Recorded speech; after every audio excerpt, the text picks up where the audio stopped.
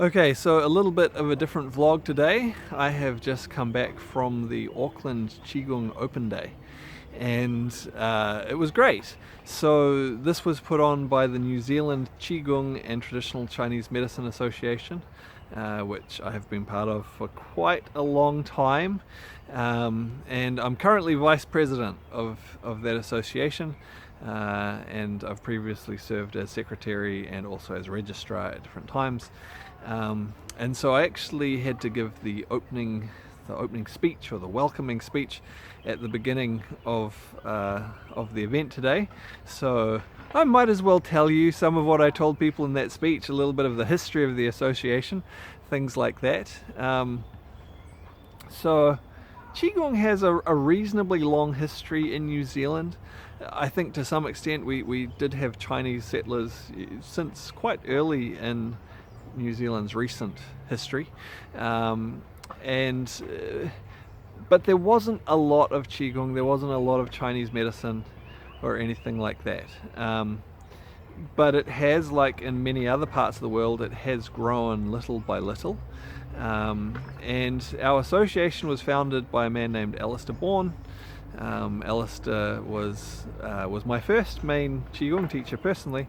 Of course, I've had others since then, but he was my first main teacher, and he came to New Zealand in the 50s, and he practiced Chinese medicine and Qigong over quite a few years, and then as awareness of Chinese medicine and Qigong started to grow, he saw the need to form an association, which he did in 1994.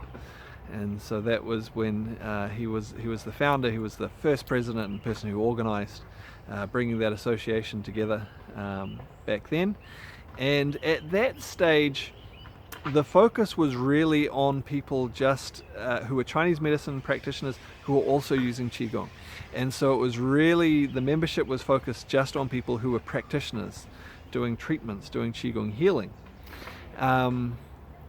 Which is a little bit different than what you'd maybe expect today, because things have really changed since then, in that people have become much more familiar with doing Qigong exercises for cultivating their own energy. Now, of course, this is part of the healing practice. Part of the healing practice is that you need to develop your own energy before you then use that skill as a treatment, as a healing treatment for others. But so many people are now doing Qigong exercises for their own health and their own development, and it's probably more common to find people teaching or doing Qigong just for themselves than it is to find people with the necessary skills to actually do Qigong healing.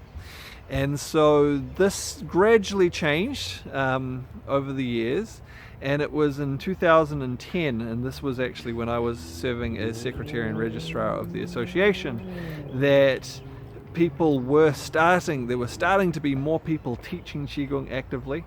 And so I actually oversaw a process of opening up a new type of membership in our association, where instead of just Chinese medicine practitioners and Qigong healing practitioners, we also started to open up our membership to people who were just teaching Qigong.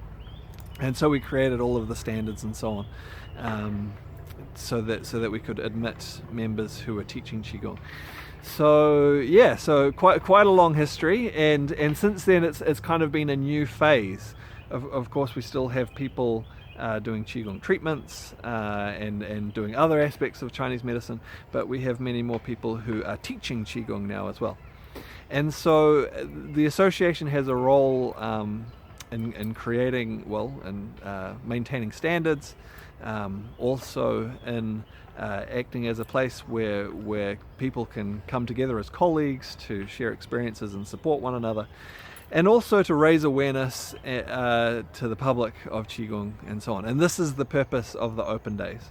We haven't managed to put them on every year since then. Our first one was in 2011, but we try to do these regularly, hopefully once a year, where we do a free open day, and people get to come along to free short workshops on different practices, and also they have free Qigong healing treatments, short Qigong healing treatments, and yeah, and that's basically it, some talks and things like that. But it's a great opportunity for people at any stage in their Qigong practice, whether they're someone who's quite new and they get to sample a whole lot of things and see what they like, or even someone who's quite established and experienced, a chance to come along, meet some different teachers, try some things that they might not have done before, get some new insights, things like that.